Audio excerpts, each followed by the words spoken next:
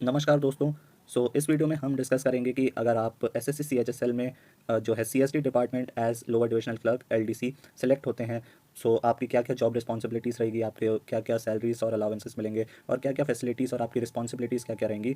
इस वीडियो में हम कंप्लीट डिटेल्स डिस्कस करेंगे। तो चलिए शुरुआत करते हैं इस वीडियो की।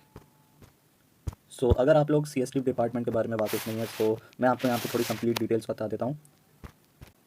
देखिए, भारत सरकार ने जो है सीएसडी डिपार्टमेंट को 1 जनवरी 1948 को ही इस्टेब्लिश कर दिया था, यानी आज़ादी के जस्ट बाद ही इस्टेब्लिश कर दिया था। ये बहुत पुराने डिपार्टमेंट्स में से एक है भारत के।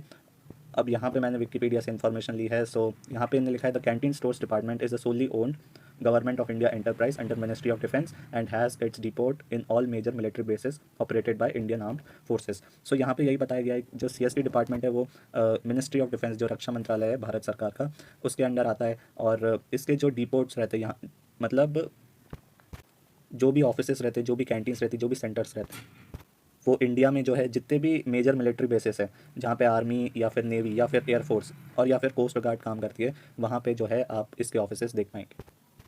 फिर यहाँ आगे लिखा है CSD are the most profitable retail chain in India and sell wide variety of products like household provisions, kitchen appliances, alcoholic drinks, cars and sports equipment, though originally meant exclusively for active and retired members of Indian arm forces personnel. यानी कि यहाँ इनने बताया है कि CSD जो है वो एक सेंटर्स भी ऑपरेट करती है, या शॉप्स कहें तो, जो शॉप्स जो है सिर्फ इंडियन आर्मी या फिर इंडियन आर्म्ड फोर्सेस में जो अपनी सेवा देते हैं, सिर्फ उन्हीं के लिए रहता है। वहाँ पे कोई आम नागरिक जाके कोई भी सामान नहीं खरीद सकता। और इन सेंटर्स में जो है ये सब आइटम्स रहते हैं, जैसे हाउस होल्ड प्रोविजंस रहते हैं, यानी कि कोई भी घर का सामान हो, फिर किचन अप्लायंसेस रहते हैं जैसे कि ओवन हो गया, फ्रिज हो गया, फिर अल्कोहलिक ड्रिंक्स होते हैं, फिर कार्स भी खरीद सकते हैं यहाँ से, और स्पोर्ट्स इक्विपमेंट जो भी है वो सब यहाँ पे सब कुछ अवेलेबल रहता है। और इन सेंटर्स का बेसिकली यही ऑब्जेक्टिव है कि जो भी डिफेंस एस्टेब्लिशमेंट्स में काम करते हैं इंडिया की, उनको जो है कम दामों में, जो कि आम रेट से कम रहे, उस रेट में जो है डिफेंस पर्सनल को सामान देना। जितने भी आर्मी या फिर आर्म फोर्सेस में काम करते हैं वो यहीं से अपना जो घर का सामान है या अपनी ज़रूरत का सामान है वो यहीं से ले जाते हैं। ये आपके अपने सामने कुछ पिक्चर्स देख पा रहे होंगे। ये जो है वो CSD का लोगो है। फिर ये ऑनलाइन भी सामान बेचते हैं। यहाँ पे भी इनकी प्रेजेंस है इंटरनेट पे। फिर यहाँ पे आप देख पा रहे होंगे एक डिफेंस पर्सनल जो है अपने हाउस होल्ड का जो है सामान लेते हुए एक CSD कैंटीन में। और यहाँ पे आप कार्ड देख पा रहे होंगे। इस कार्ड की मदद से जो है डिफेंस पर्सनल यहाँ पे ट्रांजैक्शन कर पाते हैं और यहाँ से सामान ले पाते हैं। ये जो है आम लोगों के लिए ओपन नहीं रहता। अब मैं होप करता हूँ कि आप CSD डिपार्टमेंट जो है समझ गए होंगे। अब बात करते हैं वैकेंसीज़ की। ये CHSL 2020 में CSD department ministry of defence में कितनी वैकेंसीज है, तो ये आप लोग देख पा रहे होंगे।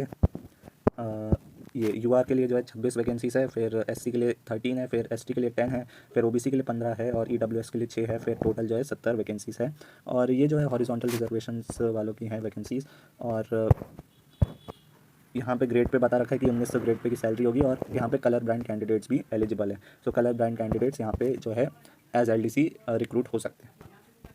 अब जो है जॉब प्रोफाइल और वर्कलोड की बात कर लेते हैं। जॉब प्रोफाइल जो है हेडक्वार्टर में अलग रहेगी, और आप अगर कोई डिपोर्ट में इस पोस्टेड है तो वहाँ पे अलग रहेगी। हेडक्वार्टर जो कि मुंबई में स्थित है इसका, वहाँ पे क्या क्या जॉब प्रोफाइल रहेगी, तो यहाँ पे होगा एडमिनिस्ट्रेशन से रिलेटेड वर्क रहेगा। और यहाँ पे जो है इंडेक्स नंबर जो कि प्रोडक्ट पे चिपके रहते हैं, आप कोई मॉल में गए होंगे या कोई ऐसी जगह गए होंगे जहाँ पे जो है स्कैन करके, एक बारकोड स्कैनर रहता है, वहाँ से स्कैन करके जो है आपका बिल बना दिया जाता है।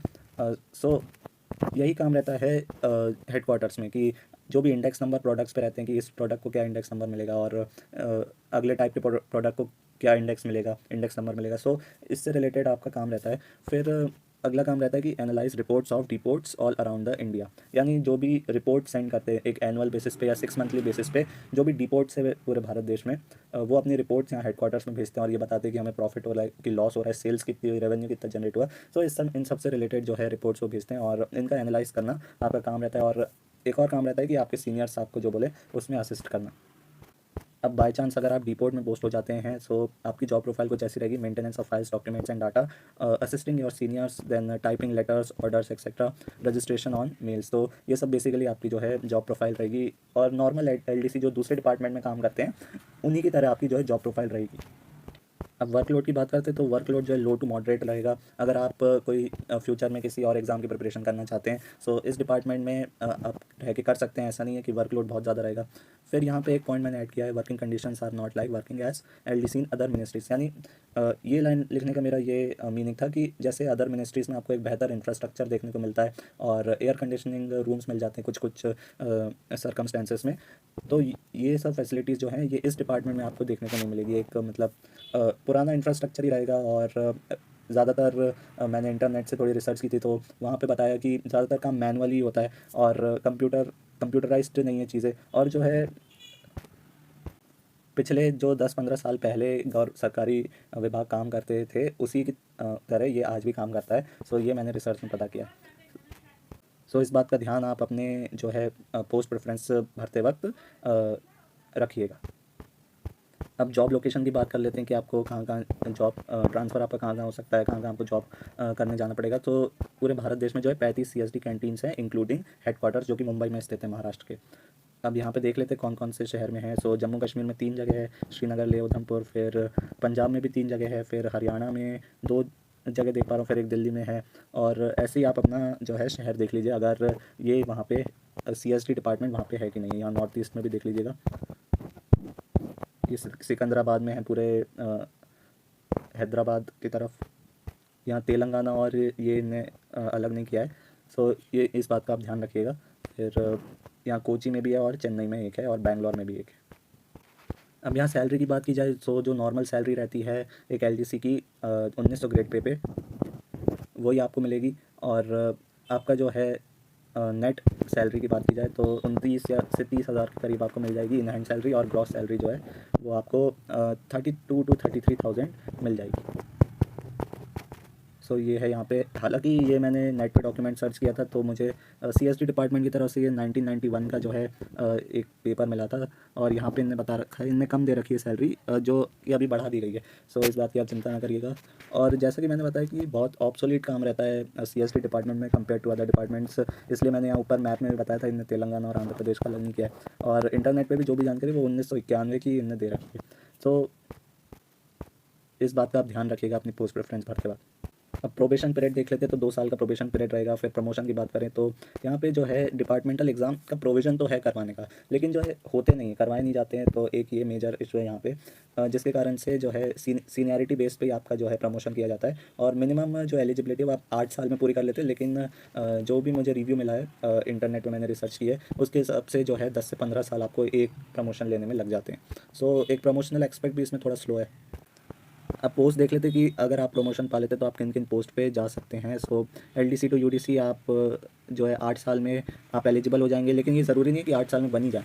फिर एलडीसी से आप दो दो पोस्ट पे जा सकते हैं, एक तो यूडीसी पे जा सकते हैं और एक स्टेनोग्राफर ग्रेड 3 पे जा सकते हैं। सो स्टेनोग्राफर ग्रेड 3 जो है आपको 2 साल में बन सकते हैं और इसमें जो है एग्ज़ाम होता है। और अगर आपको एग्ज़ाम नहीं देना तो आप 8 साल में बन सकते हैं। फिर अगर आप एलडीसी टू यूडीसी बनते हैं फिर उसके बाद जो है आप सिलेक्शन ग्रेड क्लर्क में आपको प्रमोशन मिलेगा जिसका ग्रेड पे जो है 4200 ग्रेड पे की जॉब है। और आप 5 साल एज यूडीसी काम करने के बाद एलिजिबल हो जाएंगे सीनियर सिलेक्शन ग्रेड या फिर असिस्टेंट अकाउंटेंट बनने के लिए। और अगर आपने एलडीसी टू स्टेनोग्राफर बने, सो स्टेनोग्राफर ग्रेड 3 के बाद आप स्टेनोग्राफर ग्रेड 2 बन जाएंगे जिसका भी जो है ग्रेड पे 4200 है। और ये भी 5 साल के बाद आप स्टेनोग्राफी टेस्ट दे के जो है स्टेनोग्राफर ग्रेड 2 बन सकते हैं। फिर एक और प्रमोशन देख लेते हैं, हालांकि जो है ज़्यादातर लोगों का होता नहीं है प्रमोशन इस पोस्ट तक। सो सिलेक्शन ग्रेड क्लर्क के 2 साल बाद आप एलिजिबल हो जाते हैं सुपरिटेंडेंट बनने के लिए और इनका भी जो है ग्रेड पे 4200 ही है। फिर ट्रांसफ़र्स की बात करें तो 3 साल के बाद आप एलिजिबल हो जाते हैं ट्रांसफ़र्स के लिए अप्लाई करने के बाद। और नॉर्मली जो है 4 से 5 साल में आपको ट्रांसफ़र मिल ही जाता है। सो ऑल इंडिया में इसकी ऑफिसेस हैं। अगर अभी 35 जो ऊपर मैंने सिटीज़ आपको बताई थी, अगर इन सब सिटी में आपका घर है सो आप ले सकते हैं इसे। और कोई एग्ज़ाम की तैयारी करने के लिए भी इसमें टाइम मिलता है। सो उतनी भी बुरी जॉब नहीं है, बाकी डिपार्टमेंट से थोड़ी स्लो काम करती है।